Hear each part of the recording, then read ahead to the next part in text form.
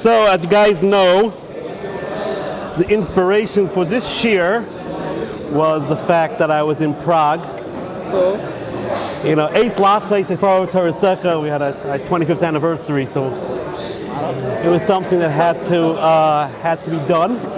And then, of course, I got COVID in Prague. But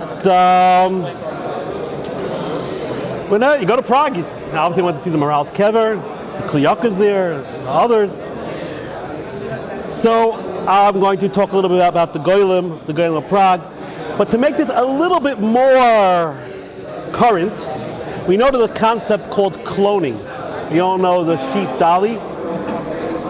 If we know what cloning is, you basically take a cell from any part of the body, basically, and you put it in an egg, but in the egg you take out all the genetic material from the egg. So basically all you have, the egg is just sort of like a petri dish. It's sort of doesn't add anything to the makeup of the embryo. So basically what you'll have is, at the end of the day, an exact copy of the person or thing that you took out the cells, called somatic cells, that you took it out from. And this has been done. On animals, this has been done very many times. It's not an easy process. It has not been yet done on humans. It is not clear if it can be done. There's a lot of ethical issues about it, obviously. Is it ethical? Shouldn't be done. The American government wouldn't give any funding for it. But you could imagine what would happen if you wake up one day and see your double, you know.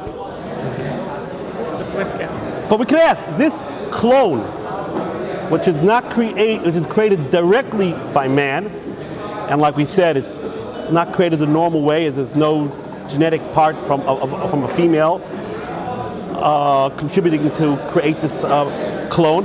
Would it be considered a person? Would it be considered an animal? Would it be considered Jewish? Let's say the guy who gave the somatic cells, would it be considered Jewish? So these were questions. Would you like to murder this clone? Right? Something out of the sci-fi movies, right? You know? Isn't the question also from the cloned meat? What? Like Beyond Burger, like the meats that they clone? That's something. Yeah, that's something else. That's something else. So you would figure, these are great questions. A man, basically a person made by man, and we're not talking about, you know, the other shurim we talked about. We're talking about totally reproduced in an unnatural way by man, not the regular way. Is it called a person or not? So you figure that there isn't too much precedence about this in the Halacha, right? Cloning is a pretty new thing. But in actuality, there's a major amount of rabbinical literature about the Golem. And we can say that whatever we'll find by the Golem maybe will apply by this clone too. You may be able to differentiate between the two. But the Halachic literature is definitely not about the clone, it is about the Golem. Fine. So step one. Everyone knows the Golem of Prague. Doesn't mention anywhere else this Golem. Is it mentioned anywhere else in the early literature, in the Rishonim Anachronism? So, what is a Golem? That is the question. Golem, we'll see in a minute what a Golem is. But Golem means a creature that was created through Kabbalah. So basically, I can't reveal how exactly it's done, but basically you take a piece of clay and you say some magic words, some Sir Hashemus is called. You take different names of God and you imbue those names into the clay, and voila, you got yourself a person. Right? That is called the Golem. The truth is the word Golem, no one really knows where that word comes from. It's a modern word. From Gelem means, Homer Gelem means just material. Golem really just means a form, a raw material. It's to intimate that there's sort of like no real neshama here, just like no real spirit here. It was just sort of like this raw material that magically turned into a person, right? So, like I said, everyone at least those of us who grew up from, we didn't have our Marvel and Fantastic Fours, whatever it is. We had the Golem. This is our hero, right? We all know the Golem. So we all know about the Golem. Is there any, doesn't say it anywhere in the early rabbinical literature. So you'll be surprised. And there's a Gemara. There's an open Gemara that talks about the Golem. Not a Medrash, not a Zohar. An open Gemara that mentions Golem, black and white. And the Gemara says exists. This is on Daf Samech Hey. Rava bara Gavra. Rava created a man. Rashi says, how did he do that? Created a man. They say for Yitzira. Right? We all know the Sefer Yetzirah, written by Avraham Avinu, and has its name implies the book of creation. You could use this book. You can get this book anywhere. It's in every bookstore and in many libraries. It's readily available. Sefer Yetzirah. The Gra has a pirush on it. It's readily available, and it's translated in English. There you go. I'm sure ArtScroll's working on it right now. It's right there. Shalamdu sirf oisios shel shem. That somehow or other, through the seer of Isis, of God's names, you're able to create some type of golem, some type of form. Fine? And that's what he did. Rava made this golem. Shabbat committed Rabzera. He sent it to Rabzera. Rabzera said, the golem knocks on the door. How they come started by day. Rabbi Zera was talking to the Golem. Rabbi Zera was saying, how are you doing? Would you like a cup of coffee? What's going on? And the Golem wouldn't answer anything back. Amalei min chavayir at. Oh, I thought you were a real person. No, min chavayat. You're created by the Tamid Chachamim, Fashon Chaver. Right? Hadalafech. Return to being dust. Return to being clay. That's the story. Rabbi created a golem, sent it to Reb Zera. Reb Zera was taken aback. He was fooled. He thought it was a real person. He figured out it wasn't a real person by the fact that golem couldn't speak. Anyone who knows the golem stories knows that the golem can't speak. This is where it comes from. And Reb Zera basically said, go back to your source, meaning return to dust. Fine.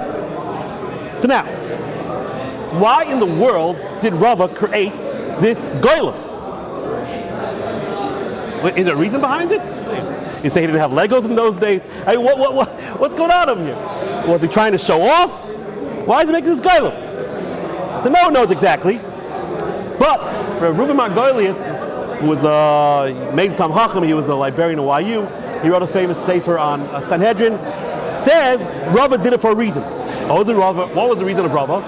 Because if you remember the story, which I mentioned already a couple of times, Rava once invited Reb Zera for a Purim party.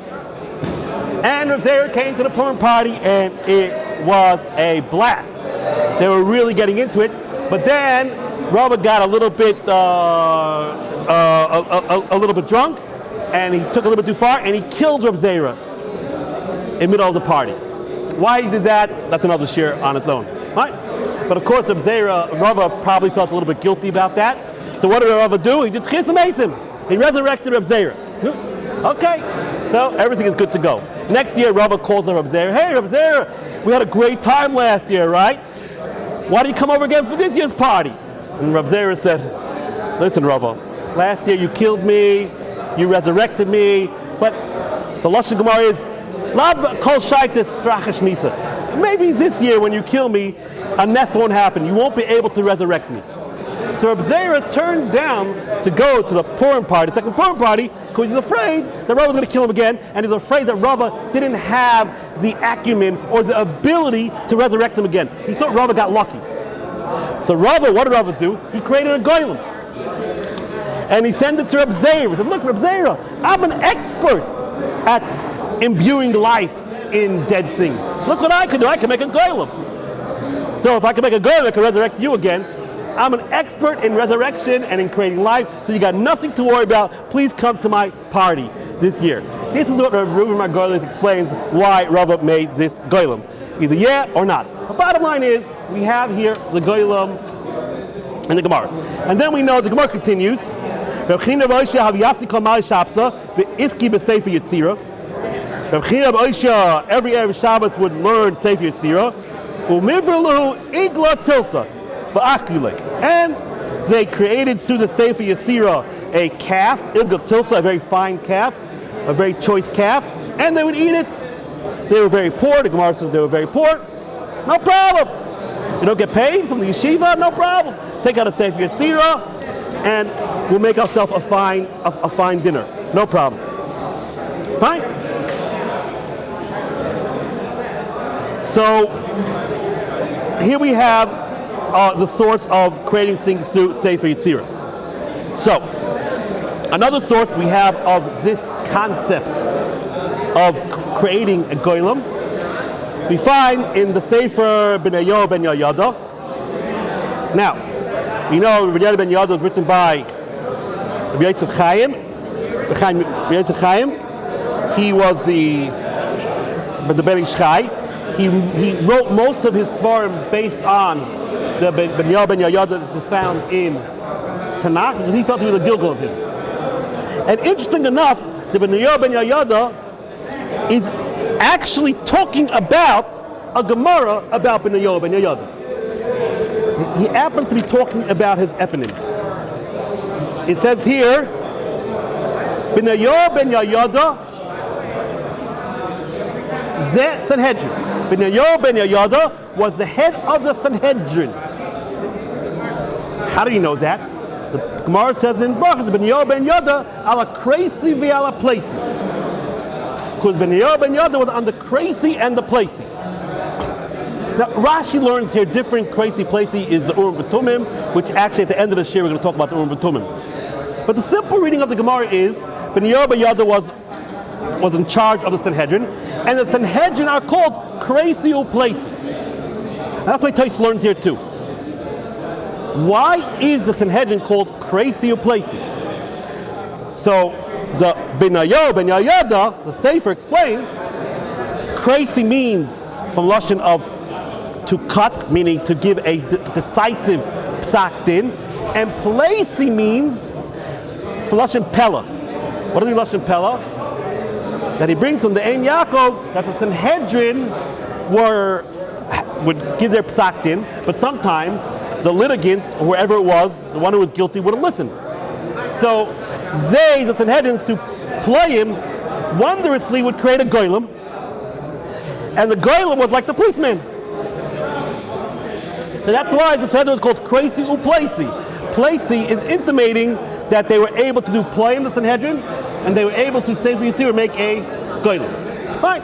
So we have very early sources that talk about this concept of a golem, meaning something created through Sefer Yetzira. The Shulchan Aruch also talks about it and says it's mutter to do, and because there's a whole sif in Shulchan Aruch siman about magic and using shadim and magic. But it says, but anything you do with the Sefer Yetzira is okay, good to go, and it brings these sources that we see that they did it.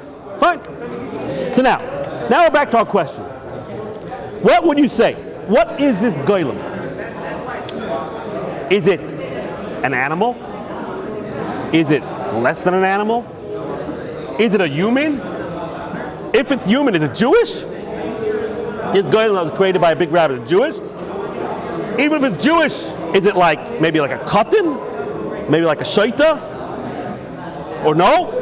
Maybe it's like a cherish? Is it like a man? Or is it like a woman? Would it be chayiv and mitzvahs?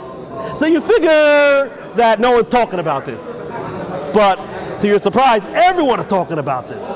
They want to know what is the halachic status of the golem.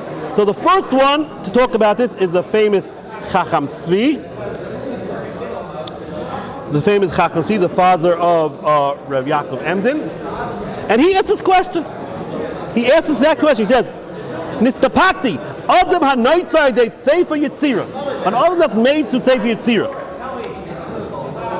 And he says, he brings the Gemara to him, and he says, by the way, my grandfather made a golem. Mareinu Harav Elio Av Bezdin the Kal Tushas Chelm. So he says that his grandfather made a golem. Mi mistarf la'asara. Can you use him for a minion? So you want it, you're right, you come to shul, you got 9 people, things are not looking good. So some guy in the back says, don't worry, I'll make a golem. Give me a couple minutes. Boop, boop, boop. He makes a golem. Can you count the golem as a minion? For things that need 10, like Kaddish, Kedusha. So, what's his issue? His issue is, do you say, it says, Nikdashti b'toich b'nei Yisrael. The pasuk that you need a minion is Nikdashti b'toich b'nei Yisrael. The Pashas the Golem is not a Jew? Or you say no, based on the Gemara in Sanhedrin, the Gemara says, Hamagadol Yosim b'teich beisai mala alokatki liyodai. If you nurture, if you take care of, if you raise a Yosim in your house, it is considered as if you birthed him. It is considered as you are his parents. And the Gemara brings a raya from Michal. And the truth is, the Chachma Shleima, Reb Kluger says, if you can't have children, you're Yoitze Pir Rivya if you adopt. The famous sheet of the Chachma Shleima, if you can't have children, God forbid, you should adopt, and you're Yoitze Pir Rivya. So the Gemara in Sanhedrin says, Hamagadol Yosem Dech Beisim Malakat Kiliyodai. So since this Golem was created by the Tzaddik, not through the regular way, but it's no worse than a Yosim that you raise in your house, so maybe the Golem will be considered a Jew. This is the question. Is it called a Jew or not? So the Chacham Tzvi says, well, I don't have a clear proof, but I think I do have a proof. He says, we just learned in the Gemara that Rabbi sent the Golem to Reb Zera, and Reb Zera sort of killed it. The Chacham Tzvi says, killed it? That's murder! How did Reb Zera kill the Golem? So Chacham Tzvi says, well, murder it's not. Why it's not murder? Right now, the Chacham Tzvi is debating that maybe he's Jewish. But certainly it's a human. You're not allowed to kill a guy. A good guy, you're definitely not allowed to kill. So, but Chacham Tzvi says, no, murder's not a problem. Why? Based on the pasuk that we learned by abortion, you remember, the pasuk says, "B'noyach shevich dam adam ba'adam dami yeshafich." That's the pasuk that talks about murder in Pash Noach. Shevich dam adam ba'adam dami yeshafich. So the Chacham Tzvi makes his own drasha, a new drasha. Shevich dam adam ba'adam, a person that was created from another person, meaning that was birthed from a woman. Adam ba'adam, a person that came from another person. Then it's a murder. But a golem who was not created in the womb of a woman, there's no it's a murder. I just said before. Yeah, but so I mean this is really astounding because he seems to be saying it's a human being. It's definitely a human being, but he found some gzeirus hakosuf that even though it's a human being, you're allowed to murder him. Because since the source of murder is shafech dam adam ba adam, you're not allowed to kill a person that came from a person. Now a lot of academics like ask, okay, according to you, if you would kill other Mauritian, you'd also not be chai for murder because he also wasn't created from a woman. But this is what the Chacham Tzvi says. So even though it's a human being, murder is not. Fine. But says the Chacham Tzvi, but why did Reb Zera get rid of him? He could have been used for a minion. Are you telling me everyone once in a while needs an extra man for a minion? But why did Reb Zera kill him? It's Baltashchis. So he's not worried about the murder. Murder he's not worried about. That's okay. But why would he kill him? Use him for a minion. It must be, we see from here that he can't be used for a minion. That's his raya. Basically, since we see Reb Zera destroyed the Golem, it must have been that you can't use for a minion because why get rid of a good man? Why get rid of a good man that can use for a minion? This is pretty outstanding. But the Chacham Tzvi is a major place. He's like way up there. When it comes to the Shas and Chuvas storm, he's way up there. And This is what he says. So, right now you can say this. According to Chacham Tzvi, the Golem is definitely a person. Definitely a person. Quasi-Jewish, maybe yes, but not enough to be for a minion. Not clear about that, but definitely a person. Fine. The Maharsha also asked the same question. How did Reb Zera kill this Golem? And he obviously wasn't too, he never heard of this drasha that Chacham Tzvi said that it's Shafech Dam Adam Dama Yishafech. So he says over here, the Maharsha says that no, a Golem, why couldn't he speak? Why couldn't the Golem speak, like so in the story? Because he had no neshama. And the only one who could speak is someone who has a neshama, based on the famous Targum in Bereshis, Nefesh Chaya, Ruach Mamala. So basically, says the Maharsha, he is no different than an animal. And since he is no different than an animal, there is no problem of murdering him, because not murder. Because since he has no neshama, and that's why he can't speak, and therefore there was no problem of murder. So we're seeing here two understandings. Chacham Tzvi is saying it's a human being, maybe not Jewish. According to Maharsha, he's saying it's an animal, and you don't need to explain why you're allowed to murder him. Now, the Shla seems to imply that it's not even an animal, it's even less than an animal. Why is that? Because we have the famous Shla HaKadosh.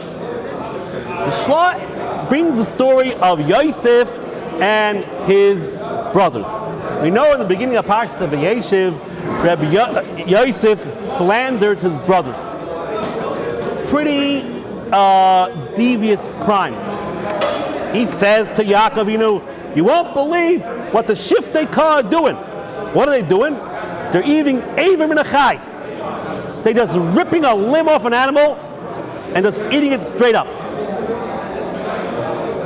And then he tells Yaakov, you won't believe it. The Shvatim, they're hanging around with Arias. They're hanging around with women. Hard to believe Shiftei Kah just hanging around with women, just like that. Then he says, Yosef says to Yaakov, you won't believe it. The brothers, they're belittling God and Usher. They're belittling all the children from the Shivchas. They weren't treating them with respect. But the Shla says, what's going on over here? Is it possible that they were doing all this? And if it wasn't, was Yosef lying? He brings riots from the Psukim that Yosef wasn't lying. It doesn't say Moitzi Diba, it says Mevi Diba. Mevi Diba means that he's saying the truth. So the Shla says he found in an old Sefer the answer to the thing. Avram Avinu wrote the Sefer Yetzirah. He gave it over to Yitzchak. Yitzchak gave it to Yaakov. But then Yaakov had 12 kids. And the Sefer Yetzirah you could only give to mature and the elite children, or the biggest Talmidei Chacham. So Yaakov didn't want to give it definitely not to Yosef. Yosef was a young child then. And he decided he's only going to give it to the sons of the Imais, not the sons of Bilhah and Zilpah. So, now Yosef had no idea about the Sefer Yetzirah, he didn't tell him anything about this. And the Shvatim actually created an animal through Sefer Yetzirah. And they said, an animal created Sefer Yetzirah, it's not an animal at all. You don't need shchita, you don't need anything. So Yosef walks into on the scene, he sees his brothers just eating a limb from an animal. He has no idea about the Sefer Yetzirah business. He thinks it's a regular animal. So he's right, and they're right. They're right because it was Sefer Yetzirah. And therefore you don't have an Isser of Aver min Achai. And Yosef was right too. What about the women? They also created women. Why did they create women? That he does not say. And he does not say, they were just hanging around with them. Maybe, I don't know exactly what the issue was over there. But Yosef saw them hanging around with some women. But they weren't really women. It's not a problem. They're not a problem. They were, I don't know, anthropoids they're called. They're not they're not women. The Golem, no problem. And what about Mezalzel in the Shvachos? The Shvachos, the kids of the Shivchos knew about Sefer Yetzirah and they wanted it. They were trying to get it from the older brothers. And the older brothers said, I'm sorry, you guys can't have it. It's not for you. They weren't just belittling the B'nai Shvachos for no reason. There was a reason for it. They were trying to tell them, it's not for you to Sefer Yetzirah. So, this is a famous shlock to explain what happened in the saga of Yosef and Shvatim. What do you see from the shlock? He holds that the Golem is not only not a human, because if it's a human, how could the Shvatim hang around with them? And if it was even an animal, why isn't there is the Avram and a Chai? He holds it's not even called. It's nothing. It's not called a human. It's not called even an animal. It's just called a blob. It's not called anything. So we're seeing here a certain hierarchy. We're seeing that according to the Chacham sees at least the human. According to Marsha, it's an animal, and according to the Shla, it ain't even an animal. But according to all of them, you can't use them for a minion. You can't use it for a minion. Now, the Shilaf Yavitz, which is of Yaakov Emden's son, also talks about this. And he says, you know what? I think that he is a human, and I think he's even Jewish. The Golem is a human and Jewish. The way he writes it, it says, you know, even if he is Jewish, there's another problem. You can't be mistarved to a minion, a cherish shaykh of a cotton, according to normative halacha, cannot be mistarved for the minion. And this Golem, he couldn't speak. So clearly he was a cherish, and therefore that's the reason why he can't be part of the minion. Not because he's not a human, not because he's not Jewish, he's everything. He's human, he's Jewish. But he's no better than a cherish shaykh of a cotton. And then he says, wait, maybe I'm wrong? Who can't be part of a minion? Only someone who is deaf and mute. If you have one of your faculty, if you could speak or you could hear, then you can be part of a minion. So he says, the story implies that a Golem could hear, but he says, no. He knows that the Golem can't hear and can't speak. He can't do anything, and the only way you can communicate with him is through sign language. That's the only way you can communicate with him. Hence, he says the Golem can't be part of a minion because it's like a cherish. It's like a cherish. He says the Golem is like a dog that you're able to teach him tricks through sign language, but he knows for sure you can't hear and he can't speak. Fine. And then he says that, by the way, I want to tell you something that my father mentioned, which already said before, that his great-grandfather created a Golem, his Ziknoi created a Golem, but somehow or other, Sharu Ha'ilach Gadol Ma'od, somehow or other the Golem was Gadol Ma'od. It's not clear what it means. It didn't stop growing, or it got wild, and his great-grandfather was afraid that the Golem will destroy the world. So he tried to take off the special sticker that had God's ineffable name attached to the Golem's forehead that this grandfather created. And he managed to take it off, but he got damaged while he was doing it. Meaning the Golem put up a good fight, but eventually his grandfather was able to defuse the Golem. That's what he brings here. So we're seeing here that the Shilas Yavitz and the Birkei Yosef says the same thing. The Birkei Yosef is the Chidah. He holds that Taka is Jewish.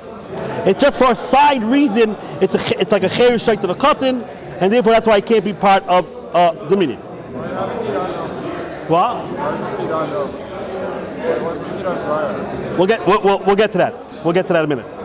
So just to put this just to get to the fore, to get this clear, the Darkei Tshuva puts it all nicely. We know the halacha is anyone could shech. anyone could shecht. It could be a guy, it could be a cher shecht chatan. Anyone could shecht, but it has to be koyach ha'adam. Meaning, if you put a knife, you attach it to a wheel, and then you run water that makes the wheel turn. And then it shechs an animal. The halacha is, if the second you let out the water, it turns the wheel, it's called a good shechita. Because that's called the adam shechted it. Well, it's not the adam, it's the wheel. It's the water that's propelling the wheel. Yeah, but since you put the water directly on the wheel, so the first rotation is considered the person did it. But let's say you run water, you open up the sink, and the wheel keeps on turning and turning and turning. After the second rotation, it's not called koyach adam. So we know there's something called a koyach adam to do shechita. So is a golem, this is what the dark Yeshiva, the Munkat Rebbe, who died in 1913. He wants to know, could a golem do shechita? He says, it depends on this. If you learn like the Marsha and the Shlah, a golem is not a person, it's an animal, even less. So it can't do shechita. But if you learn like the Chacham Tzvi and the Birkei Yosef and the Shitayas, they all say he's at least a person. Maybe he's a guy, but at least he's a person. At least that much he is, and maybe he's even a Jewish. So then you would be able to use a golem to do shechita. Now, interesting enough, so basically, for what we saw now is everyone holds you can't use a golem for a minion. That's pretty clear. But there's a sefer called Kuntres Divrei Chaloimus, who was written by Reb Tzadok Kohen, the famous Reb Tzadok Kohen. Anyone who wants to learn Hasidus, one of the main books you learn is Sidkas HaTzadik. He was in the early 1900s. This is like a gateway to Hasidus. He wrote many books, and one of his books he wrote down his dreams. Kuntres Divrei Chaloimus. Now, I'm not going to tell you what I dream about, and I'm definitely not going to write it. But he goes ahead and he writes down his dreams. And he said, I had a dream. And it was about this issue about whether golem could be part of a minion. And he said, this that the Chacham Tzvi said, why did Reb Zera kill the golem? It can be used for a minion. You don't want to get rid of a good man. So he said in the dream, he said, in the dream we were thinking, no. You yourself, Chacham Tzvi, said that the golem could be dangerous. So maybe that's why he got rid of it. Really, the golem could be for a minion. So why did Chacham Tzvi get rid of him? It's dangerous. It's dangerous.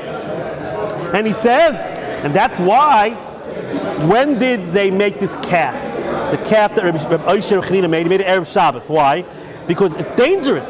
And they had to eat it right away. They didn't want to make it Thursday, Wednesday, because it could go wild. And then he says, he doesn't understand. He disagrees. He thinks the golem is Jewish, and he thinks the golem is very, very smart. Anyone who reads the golem stories, it seems to be pretty smart. He says, someone who is born, a human being that's born a deaf mute, or later on in his life he has a terrible accident and becomes a deaf mute, they lose their faculties. But a golem, he's actually very, very smart. It's just he can't hear and speak because they didn't know how to tinker. Sefer Yetzirah sort of didn't give the instructions how to give them those faculties. But it doesn't mean that he's not smart. So he thinks a golem is not an animal, is he's a human, he's Jewish, and he's brilliant.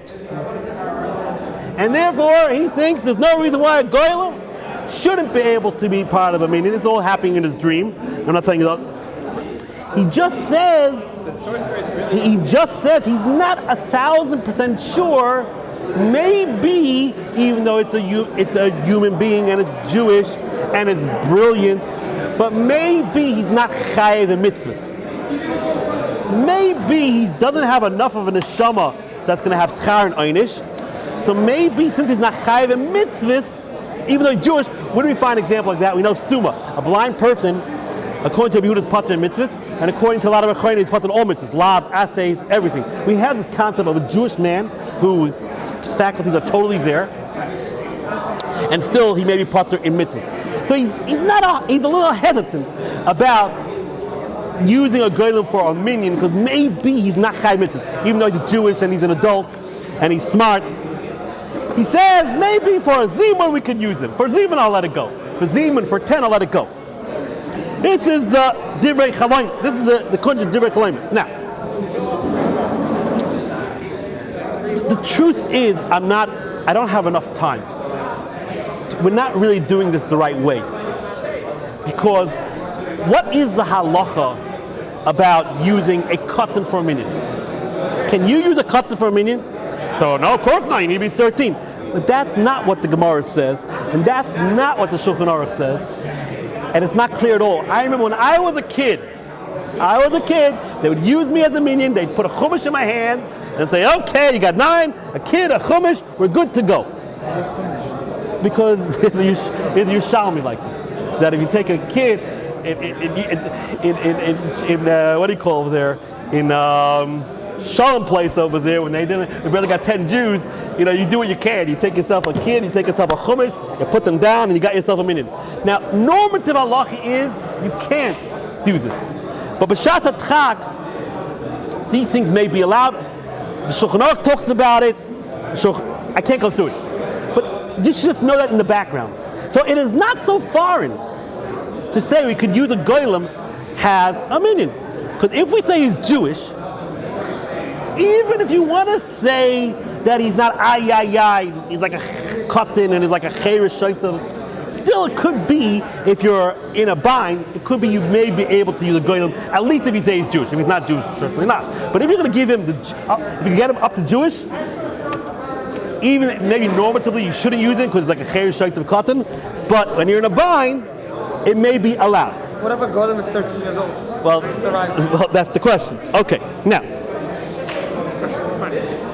the Pirkei Yosef wants to bring another raya, that we can't use him as a minion. So it's not so clear. It's still not so clear. And what's the raya? The Gemara we're going to learn. We're going to learn it in the Baba Kama. We learned it many times. We know that one day Rabbi Eliezer walked into shul and he didn't have a minion. And that's the Gemara where it talks about whether you can use a cotton for a minion. And Rabbi Eliezer was like, oh, I need a minion over here. What's going to be? So he had no choice and he freed his slave. He freed his slave. The famous Gemara, we all learned it. And Gemara said, how could he do that? It's an Aveira to free a slave. Loisichanem, I think it says. It's a Aveira to free a slave. It's a Aveira to free a slave. And Gemara says, no, they need a minion. Mitzvah derabim. Since it was a mitzvah derabim, he was allowed to free the slave. Alright, the Gemara says mitzvah baba aveira. This is where the mitzvah baba aveira comes in over here. And over here it's a big bruaha. What does that mean? Mitzvah derabim, but it's only drabanan. Minion is only drabanan. So how you over derice it to be in order to fulfill a drabanan? No, maybe it was Pasha Zachar. You wouldn't believe what's going on over here. But be as it may, it says over here Rebbe Lazar was in a bind and he couldn't get a minion and he freed the slave. So the Achrayim bring down, what's the big deal? Why did he make a golem? Why didn't Rebbe Eliezer make a golem? Did it? That's heresy. You know who Rebbe Eliezer was? So the Birkei Yosef, the famous Chidah, he brings down that Rebbe Eliezer definitely knew how to make a golem. So from here we have a raya that a golem doesn't suffice to be a minion, because, or else, why did he make a golem? That's the raya. No.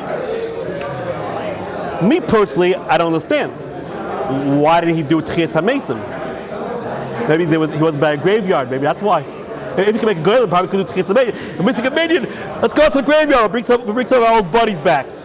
I don't know. They don't ask that question. Why did he do Tchias HaMesim? They do ask, why did he make a golem? So, l'chayra here is a definitive proof that a golem cannot be for a minion. But the truth is, it is not such a definitive proof. Why? One is, the Birkei Yosef actually brings this down. That's the famous Chidah. He says, well, Rebbe Eliezer was very humble. He didn't want to show everyone that he knew how to do this. And then he says, you know what? You need some equipment. You need some equipment to make a golem, right? Read Frankenstein. He needs some equipment to make a golem. He didn't have the equipment with him. What I did. And then he says, you know what? Then he said, like I told you before, which is really what the Gemara, what I'm saying now is actually what the Gemara says. When Rabbi Lazar came to the shul, there were 8 people. He was missing 2. He was missing 2. He actually did make a golem. He did make a golem. But golem, you can have 8 and 2 golems. You can have 9 and 1 golem. You can't have 8 and 2 golems. And that might sound strange, but based on what I told you before, that you have 9 and a katan with a chumash, no one says you can have 9 and 2 katanim and a chumash.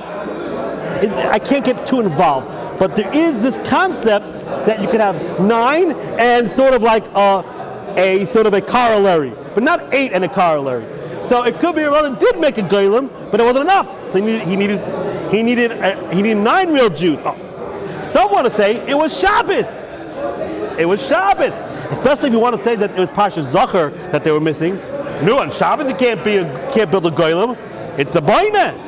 So you couldn't build. That was the reason why he couldn't. How is he Meshachar his slave? Isn't that a kinyan on Shabbos? No. Maybe that's only the Rabbanan, so it was okay. So it was Shabbos. Oh. But then you get to Halachic. Is that true? You cannot build on Shabbos if you're using Shem HaMefurish. He'll say, oh, I don't know. Did that come up anywhere? It does come up. Excellent. It's a famous question. It says in one place that Moshe Rabbeinu was nifter on Shabbos. That's why he says Tzidkas Chesedek on Mincha. Another place says the day that Moshe Rabbeinu died, he wrote 13 Sefer Torahs. Now, if Moshe Rabbeinu died on Shabbos, how did he write 13 Sefer Torahs? And the answer that is given, if I'm not mistaken, the Rush answers, or maybe someone answers, that Moshe didn't write it. How could he write 13 Sefer Torahs? He was Mashpia, the Klumis. He used God's name, or he used the Malachim, and magically the 13 quills wrote it by themselves. And from here you have a raya that you could use a Shem HaMefurish to do Malacha on Shabbos. It's not called you did it. And the Kilas Yaakov has a whole stickle Torah about this. So one could say the answer that we said that it was Shabbos is not a good answer. He could have built a golem even if it was Shabbos. So Rabbi said, we have to end over here this part of the segment of the shir. The bottom line is, I know this comes up a lot in your life. Can you use a golem for a minion? Seemingly, the consensus is no. Either it's not even an animal, either it's only an animal, either it's human but not Jewish, either it's human and Jewish but it's like a cheresh shaita v'katan, or either it's even above that but it's not a b'nei mitzvah, right? But still, in the kehilas, in the Jewish communities that would rely on a katan and a chumash, there is what to talk about. Maybe if the golem is Jewish, maybe we could give him that much. He shouldn't be less than a katan with a chumash. Now, Rabbi said, this is a part of the halachic part of the shir, and I only spoke a teeny bit. You would not believe how much literature is on this. But I do want to talk a teeny bit for the next 5 minutes about the Golem from Prague. I grew up on reading. I remember the book. I remember reading it the first time, and I was scared out of my wits. It's an English translation written by Gershon Winkler. Now, I looked up his bio.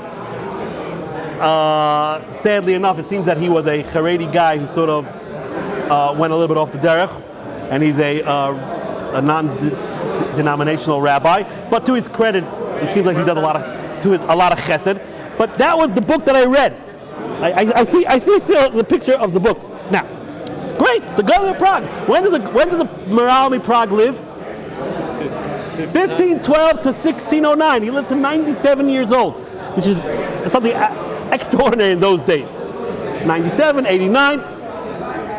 And the point of the book is that there were a lot of blood libels. We know the Christians believe yada yada yada, that we drink blood. And the Maral created a golem to protect against the blood libels. There was a sinister priest named Sylvester who always was making up these blood libels. Great. So, when was the first time we heard about the Golem Up from Prague? When was the first time we heard about it? 1909. 1909 is the first time anyone ever heard that the Maral created a Golem. Right now, there are, like I said, every kid knows about these stories. They're great stories. The Golem and the escapades, how he's always saving the Jews.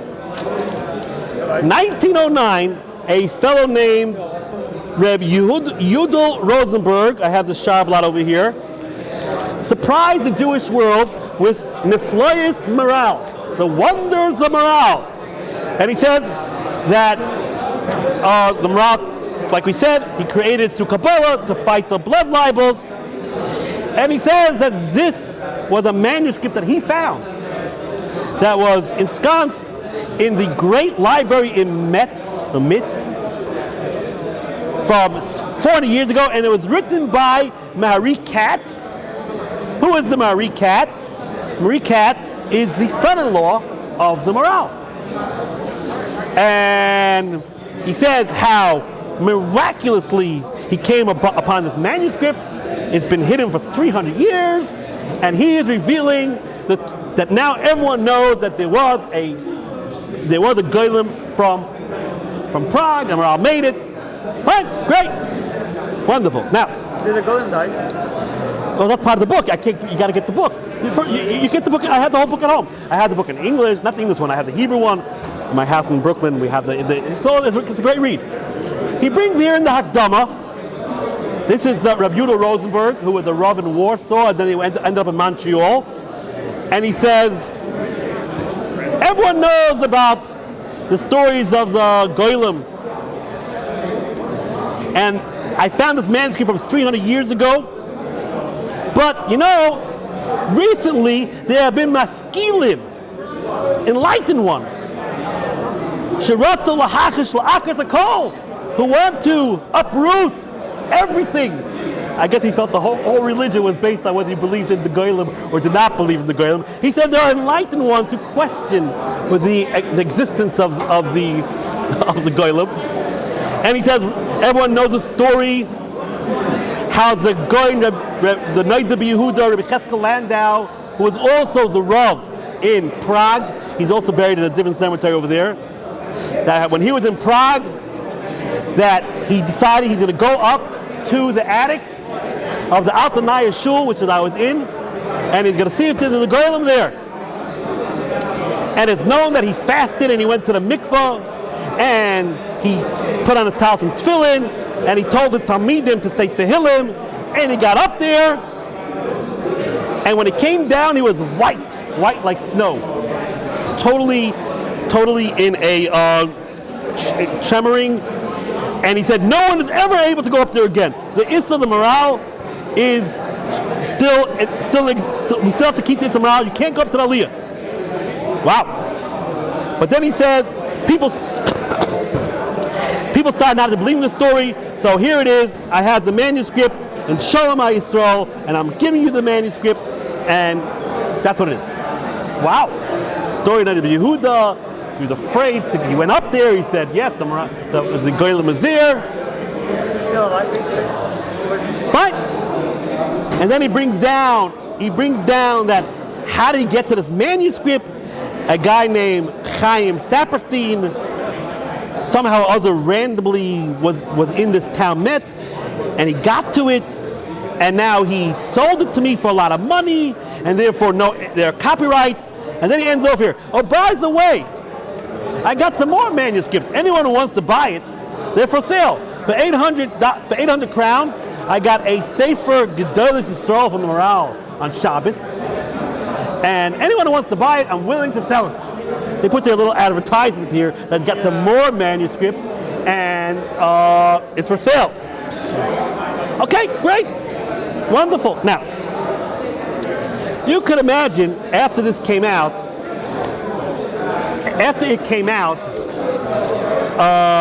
in the next year, some rabbi from actually Seagate Rabbi Menachem Eckstein from Seagate said the whole thing is a fraud.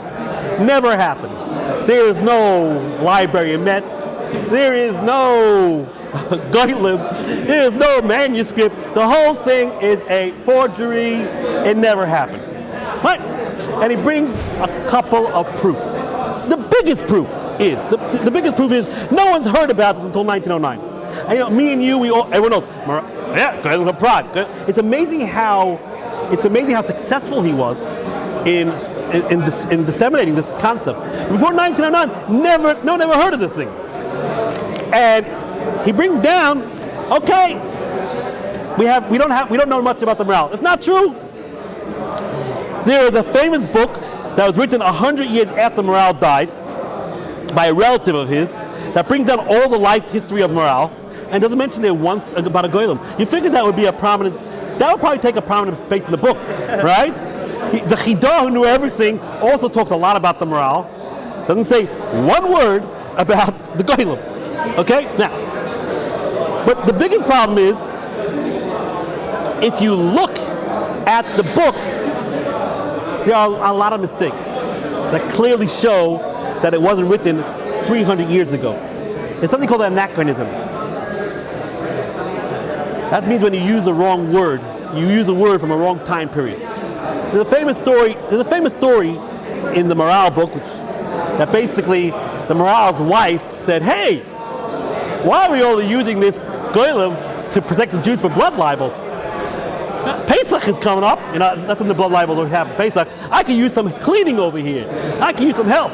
So the Morale told his wife, "We better never use the Golem, only for saving the Jews. You can never use it for anything else." But she didn't listen, and she told the Golem to go ahead and bring water.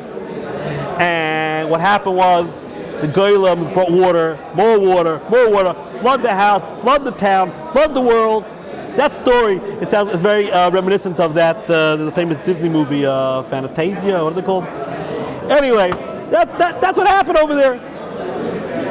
And Morale got all upset at his wife, and the whole story's there. And the story ends, again, this is Marie Katz. Marie Katz is also buried over there, written 300 years ago. Marie Katz is writing this manuscript, right? It's the manuscript. Rabbi Rosenberg is just saying he's just releasing the manuscript. He didn't write it. Marie Katz says, and now there's a famous saying in Prague. What's the famous in Prague? You are able to fix sha'onim like Yosel the Golem is able to carry water. Meaning, if you wanted to say someone wasn't very talented or he didn't have the ability to do something, they would use a mashal, a parable. You could fix watches like Yosel the Golem was able to carry water. Meaning just like Yosel the Golem couldn't carry water, you can't fix watches. But the word he uses there is, I'll read it in Hebrew. Atam mesugol letakin sha'onim. You have the ability to fix sha'onim. K'moshe mesugol Yosel Golem lias noitzi mayim. Now, this was written 300 years ago. The word sha'on is a modern word. It was written. The word sha'on you won't find anywhere before 100 years ago. In all literature, previous literature, it was called Zager, Marishais. There was never used the word sha'on. There's no way Marie Katz, who wrote this 300 years ago, knew the word sha'on.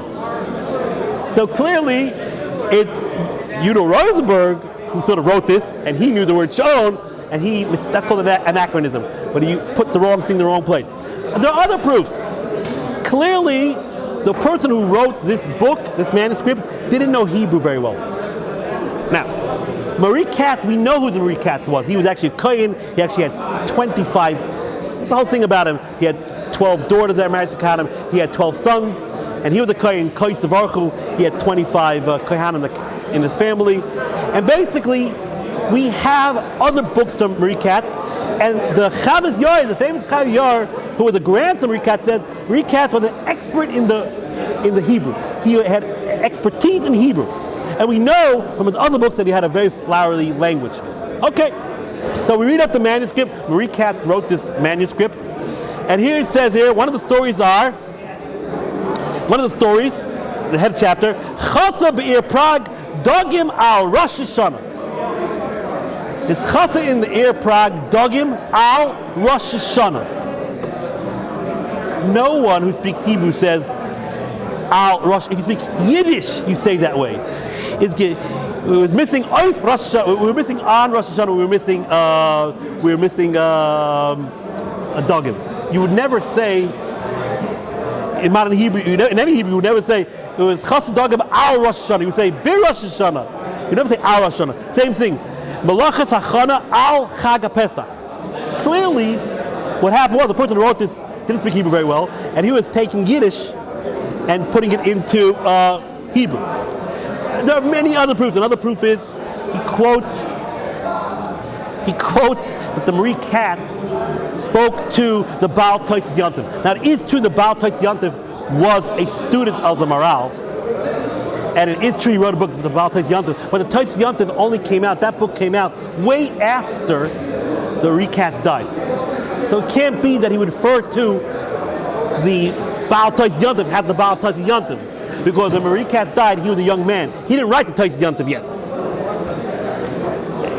And many other proofs go on and on and on to show that this is a forgery. Now you say, okay, big deal, a forgery.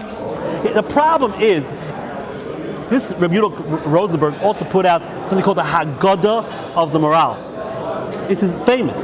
There are the Haggadah of the Maral from Pesach. There is no Haggadah of the Maral from Pesach. There's something called the Gvuras Hashem. But I remember as a kid, I remember my house, and many dorms you go to, there's something called Haggadah of the Maral on Pesach. He put this out. He writes the same story.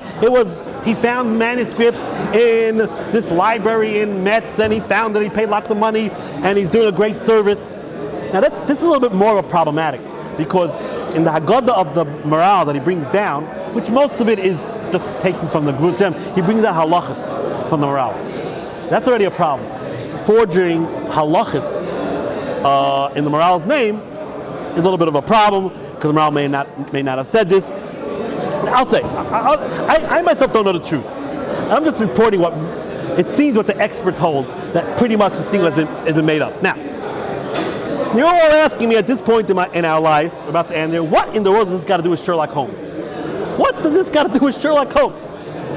And I'm going to tell you what it has to do with Sherlock Holmes. Because Rabbi Yeshivat Ohr Somayach, besides putting out these stories about the Golem from Prague, which are basically saying never happened, and besides putting out Haggadah on Pesach, saying it was in the Maral, he also wrote another book, Choshen HaMishpat.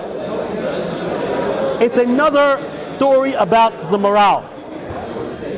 And the same story, he found in a manuscript in this library, and he got it from his relative Saperstein, and he has copyrights. Now, what is the story about Choshen Mishpat? Now, this you wouldn't believe if I told you, but I sat and actually read the story. He talks here about the Maral one time on Tisha B'Av, sat down and said, "Come along, everyone, I want to tell you a story." He said, "You remember?" I can't go through the whole story, but basically, you remember when I went to London a couple of years ago? Yeah, Maral. Yeah, I remember we went to London. Why did you go to London? Well, I had a dream that the V'Tumim, not the V'Tumim, the Choshen Mishpat, the jewels of the Choshen Mishpat were in a museum, Belmore Museum. He calls it Belmore Strisky. It's really Belmore Street. I don't know where we got the and they're in danger. The jewels. This is the Maral. This is the Maral talking. Maral. He went, and they're in danger, and he explains how the Choshen Mishpat, the jewels, got to this museum in London. And through the dream, Maral was told, you better go there and save the jewels of the Choshen Mishpat. And a whole story, how he went there, and how he saved it, and he found the Ganev, and he made the Ganev do tshuva, the Ganev became a Haredi, and a bunch of other people he was chayzer b'tshuva. Fine. Okay. Could be. Yeah. The thing is, there is a same exact story written by Arthur Conan Doyle. In 19, right? Do we know who he is? He is the guy who wrote Sherlock Holmes, right? Also, Conan Doyle wrote a famous story called The Jewish Jewels. The Jewish Jewels. And now, this story is it happens not to be about Sherlock Holmes. He wrote many books, but this one happens not to be about Sherlock Holmes. But basically, you have the same exact story written by author Conan Doyle, not about the morale, obviously, but the same exact thing, the same place, the same museum, the same plot, everything exactly the same. But, to his credit, he himself, Rabbi Yehuda Rosenberg, writes down, I know that author Conan Doyle wrote the story about this. He writes, but I'm the one who told it to him. I'm the one who told it to him, and author Conan Doyle only knew half the story. You got to read his story, and you got to read the Choshen Mishpat story. It's like two parts of a puzzle. The author Conan Doyle's story is about how the Ganav did tshuva and returned it. The whole story's there. And the Choshen Mishpat says it was the morale who actually got this guy to do tshuva. Unbelievable. Unbelievable. Anyway, to take any of this seriously, that the morale went to London and also Conan Doyle wrote a story in 1922 that really happened 300 years ago, 400 years. The whole thing is bombastic. The whole thing is really weird. It's hard for me to believe that he himself really took this seriously. It really took it seriously. But anyone who wants to read it, Choshen Mishpat, there it is. Maralmi Prague. We got even a story, right? From the, like I said, from the library in Mitz. So basically, most of the literary world, by the way, I read a lot of from Harvard and a lot of, not only from the Quran, a lot of from other sources. They all say this is everything is a forgery over here. So sadly enough, my childhood hero has been one big lie, dissipated. There was no. You could pray 99.9999%. There is no Golem from Prague. It never happened. It is a concoction of Rabbi Yehuda Rosenberg from 1909. So you went to Prague for no reason? Now, I did do a little, just ending over here, I did a teeny bit of research, and what I saw is that the Lubavitcher Rebbe said that, I don't know if it was, when I say the previous, I mean, it's getting confusing when you say previous, but I mean, there was the Lubavitcher Rebbe, the last one, then there was Rabbi Yosef, I think Rabbi Yosef was the name was, and the one before that. The one before that, the Riyadh, the one before that, what I saw online says that yes, he went up to the attic, and yes, he did see the Golem there. So, I'm just reporting. Now I know for a fact that many people have gone up there many times, and there is absolutely nothing there now. Okay, Rabbi Isai, so a little halacha, a little history.